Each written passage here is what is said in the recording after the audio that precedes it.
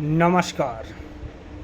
स्वागत है आप सभी का हमारे YouTube channel Kolipedia the history of Shakya Koliya और मैं हूं आपका मित्र करण साक्या। साथियों, आज हम बात करने वाले हैं कि क्या साक्या, कोलिया और बौद्ध भिक्षु मांस ग्रहण करते थे, इस विषय के अंतर्गत। तो साथियों, वीडियो को प्रारंभ करने से पहले जिन्होंने हमारे YouTube चैनल कोलीपीडिया को सब्सक्राइब नहीं किया है वो चैनल को सब्सक्राइब अवश्य कर लें, जिससे आने वाले वीडियोज़ का नोटिफिकेशन आपको मिलता रहे। साथियों, विश्व के किसी भी धर्म में मांस खाना निषेध नहीं बताया गया है। विश्व के किसी भी धर्म में मांस खाना मना नहीं है, क्योंकि मनुष्य ने उत्पत्ति से, मनुष्य ने अपने उद्भव से और मनुष्य ने अपने उत्थान से ही मांस का भक्षण किया है। चाहे मुस्लिम धर्म हो, ईसाई धर्म हो, जैन धर्म हो, सिख धर्म हो, पारसी धर्म हो, हिंदू धर्म हो या बौद्ध धर्म हो, सभी को मानने वाले, सभी के मतावलंबी, सभी के अनुयायी मांस ग्रहण कर सकते हैं।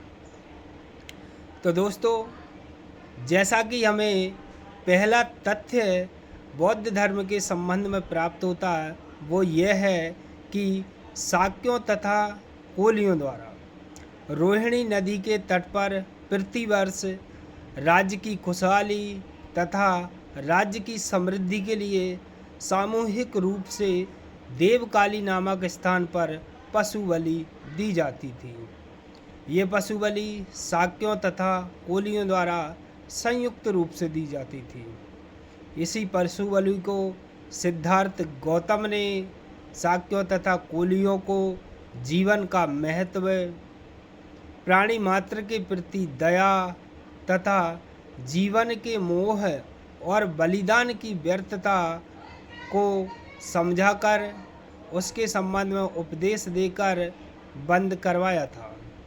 बुद्ध की बातों और बुद्ध की विचारों से सहमत होकर शाक्यों तथा कोलियों द्वारा सामूहिक रूप से दी जाने वाली पशु बलि को बंद कर दिया था।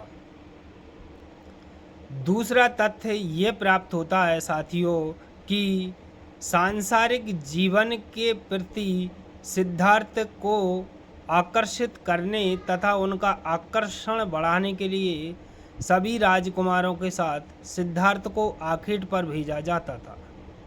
इसी दौरान एक दिन देवदत्त ने तीर से आकाश में उड़ते हुए एक हंस का वध किया। वह हंस तीर लगने के कारण घायल हो गया और जमीन पर आ गिरा। उसे सिद्धार्थ ने उठा लिया तथा उसकी समुचित चिकित्सा करने के बाद उसे वापस स्वस्थ किया। तब तक देवदत्त वहां पहुंच गया और उसने सिद्धार्थ से उस हंस को लेने की मांग की। तो सिद्धार्थ ने कहा कि इसे मैंने बचाया है, मैंने इसकी रक्षा की है, ये हंस मेरा है। वाद बढ़ता गया और दोनों ही राजकुमार वाद को लेकर शाक्य सभा में पहुँचे। शाक्य सभा में निर्णय सिद्धार्थ के पक्ष में सुनाया गया। दोस्तों, आप जानते हैं कि उस घायल हंस को देवदत्त क्यों लेना चाहता था और देवदत्त ने उसका शिकार क्यों किया था। इस बारे में आपको अधिक बताने की आवश्यकता नहीं है। तीसरा तथ्य वो ये है दोस्तों कि बुद्ध तथा भिक्षुओं को भिक्षा पात्र में जो भी भिक्षा के रूप में प्राप्त होता था उसे ही खाकर अपना जीवन यापन करना होता था। इसी क्रम में एक बौद्ध भिक्षु जिनका नाम कोलीय पुत्र तिष्य था, किसी गांव में भिक्षाटन के लिए जा रहे थे। तभी रास्ते में आसमान में उड़ते हुए एक कौवे के मुंह से मांस का टुकड़ा छिटक कर तिष्य के भिक्षा पात्र में आकर गिर गया।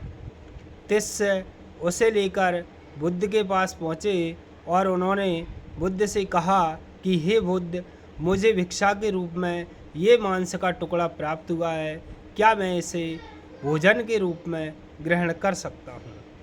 इससे बुद्ध दुविधा में पड़ गए, लेकिन आनंद, देवदत्त और बुद्ध संघ की स्वीकृति के बाद उस भिक्षु ने वो मांस भोजन के रूप में ग्रहण किया था।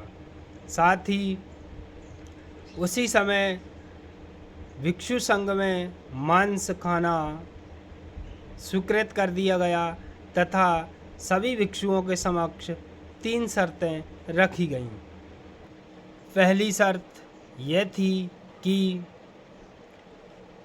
भिक्षुओं को मांस किसी गृहस्थ जीवन यापन करने वाले व्यक्ति द्वारा प्रदान किया गया हो। दूसरी शर्त यह थी कि बौद्ध भिक्षुओं को ये पता ना हो, उन्होंने ये देखा ना हो, उन्होंने ये सुना ना हो और उन्होंने शिकार के लिए जिस पशु या पक्षी का मांस उन्हें दिया जाता था उसे मारा ना हो।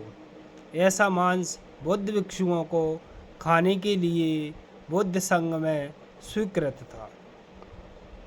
दोस्तों, एक अन्य बात यह थी कि बौद्ध भिक्षुओं के लिए बौद्ध संघ में त्रिकोटि परिशुद्ध मांस खाने की अनुमति थी। त्रिकोटि परिशुद्ध का मतलब है कि जो मांस 3 रूप से शुद्ध हो, यानी कि उस मांस के बारे में बुद्ध भिक्षुओं को पता ना हो।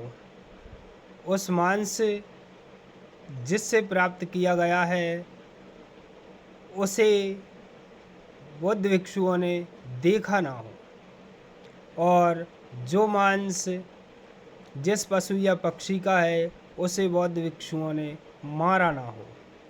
दोस्तों, इस तरह से त्रिशुद्ध मांस की श्रेणी में कुक्कुट का मांस मतलब कि मुर्गे का मांस, मछली का मांस और सूकर का मांस बुद्ध भिक्षुओं को बुद्ध संघ में खाने की अनुमति बुद्ध तथा आनंद, देवव्रत और भिक्षु संघ ने प्रदान की थी। दोस्तों, सूफेन विनयपिटक और थेरवाद के अनुसार भी बौद्ध भिक्षुओं और बौद्ध संघ में सम्मिलित सभी बौद्ध मतावलंबियों को त्रिकोटि परिशुद्ध मांस मतलब कि मछली, मुर्गा और सूकर का मांस खाने की अनुमति बुद्ध संघ ने प्रदान की थी, ऐसी जानकारी प्राप्त होती है। अगला तथ्य यह है कि बुद्ध के जीवन की एक बड़ी महत्वपूर्ण कहानी और अर्नोल्ड की कविता के अनुसार एक चरवाहा बकरे तथा मेमने लेकर जंगल के रास्ते राजगृह के लिए जा रहा था। रास्ते में उसकी मुलाकात बुद्ध से हुई और बुद्ध ने उससे पूछा कि ये मेमने और बकरे लेकर तुम कहाँ जा रहे हो। उनमें से एक मेमना लंगड़ा था जिसे बुद्ध ने अपनी गोद में उठा लिया। उस चरवाहे ने बुद्ध के सवाल का जवाब देते हुए कहा कि ये एक महान बलिदान के लिए राजगृह ले जाए जा रहे हैं। इनका महान बलिदान महाराज बिंबिसार द्वारा किया जाना है। ये बात सुनकर बुद्ध भी उस चरवाहा के साथ राजगृह के लिए चले गए और वहाँ जाकर बिंबिसार को भी बुद्ध ने जीवन के महत्व, जीवन के मोह, बलिदान की व्यर्थता और प्राणी मात्र के प्रति दया तथा करुणा के विषय में समझाया। बुद्ध की बातों, बुद्ध के विचारों को सुनकर बिंबिसार ने उन सभी निरीह जानवरों के बलिदान को रोक दिया तथा प्रतिबंधित कर दिया। एक अन्य तथ्य के अनुसार पावा तथा कुशीनारा के मल्लों द्वारा प्रतिवर्ष राज्य की खुशहाली तथा समृद्धि के लिए ब्राह्मणों के परामर्श के अनुसार पशु बलि दी जाती थी। जब प्रतिवर्ष की भांति पावा और कुशीनारा के मल्ल संयुक्त रूप से पशुओं की बलि दे रहे थे तो वहाँ पर भगवान बुद्ध का आगमन हुआ। बुद्ध ने उन्हें उपदेश दिया, समझाया और पशुओं को भी जीवन से मोह होता है, पशुओं का बलिदान किया जाना व्यर्थ है और सभी प्राणियों पर दया करनी चाहिए।